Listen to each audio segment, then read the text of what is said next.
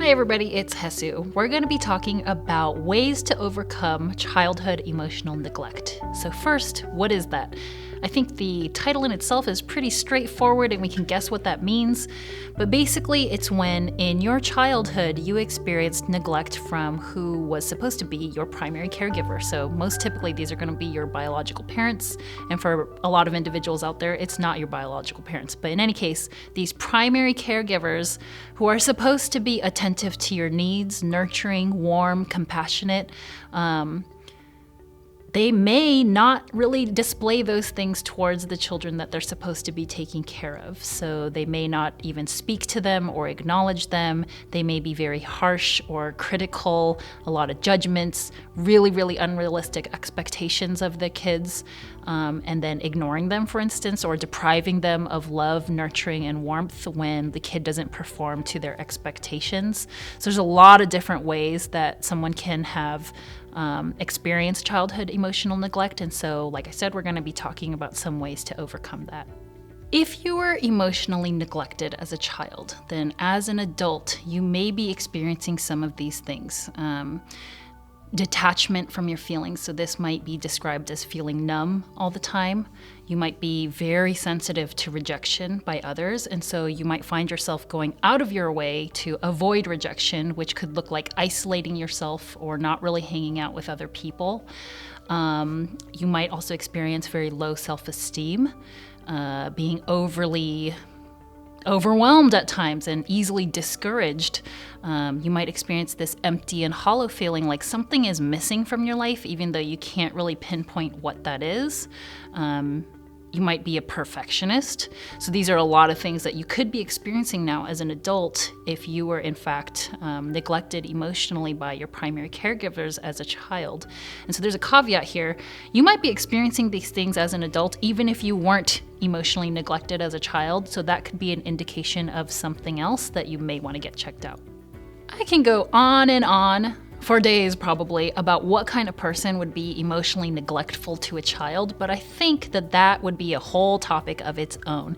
So today I want to focus not on that, what makes someone a neglectful parent, but rather how can you overcome the neglect that you experienced as a child now that you're an adult. Okay, so while this probably isn't true for everybody, I do think many of us generally learn how to feel about ourselves from those early caregivers. So to better explain that, or further explain that, I guess, our parents or the people that raised us, they model for us how to love, how to receive love, how to interact with these people that are supposed to take care of you unconditionally. So for individuals that experienced neglect as a child, they may now have a very difficult time figuring out ways to best care for themselves because they didn't have a good model of somebody caring for them.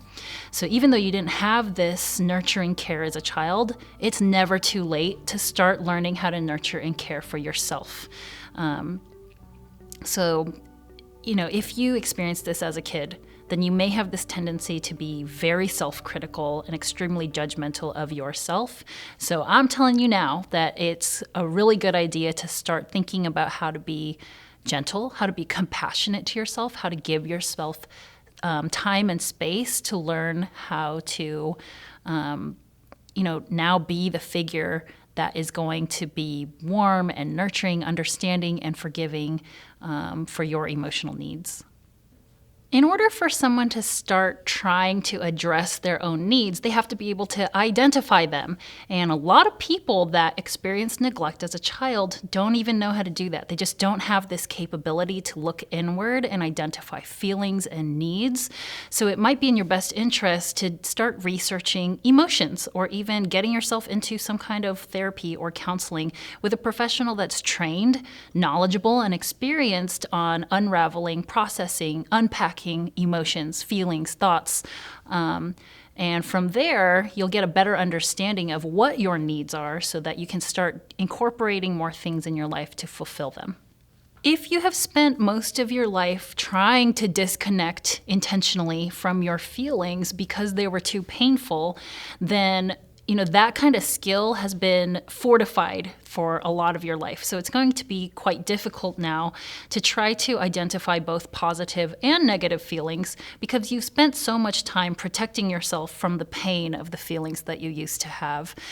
So I mentioned previously that it can be helpful to research emotions or get into counseling so you can be with this other professional that's trained in this area. And on your mission to discovering how to identify needs and fulfilling them, my hope is that you can also start thinking about both your positive and your negative feelings, identifying them, recognizing them, and that will help you get better in tune with your internal experience and just, going about your everyday life, knowing yourself in a better way. You may believe that you are not deserving to have your emotional needs met or any of your needs met. However, I'm going to challenge you to think of it this way. That's a belief, not a fact. People believe in things that aren't true all the time. Whether that's helpful is up for debate, and you have your own opinions, so do I. But basically what I'm trying to get at is you may have had beliefs about yourself as a kid that no longer hold true, that are no longer beneficial for you to be thinking or believing anymore. So it could be helpful to start dissecting these old beliefs that you had about yourself to see what's no longer applicable. So you can start letting those things go and, taking on new beliefs that are going to be helpful and healthy for you.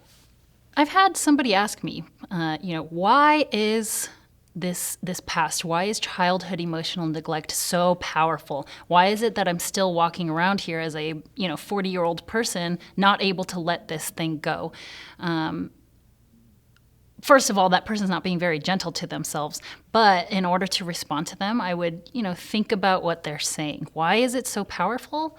Well, when you're a kid, you're experiencing most things in this world, if not all things, for the first time.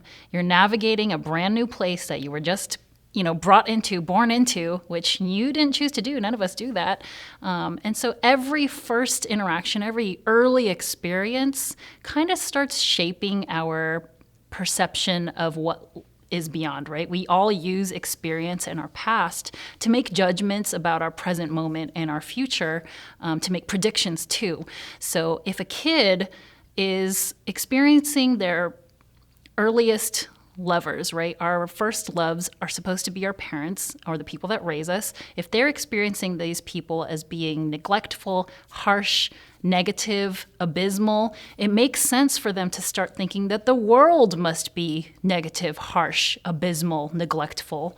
And that, I think, is why childhood experiences like neglect or abuse is so powerful, because it really shaped the way that we start living and experiencing reality in this world. If you liked this video, please feel free to subscribe to our YouTube channel, where you'll find a lot more content on a variety of mental health topics. If you're interested in learning more about online counseling, please click the link to betterhelp.com below.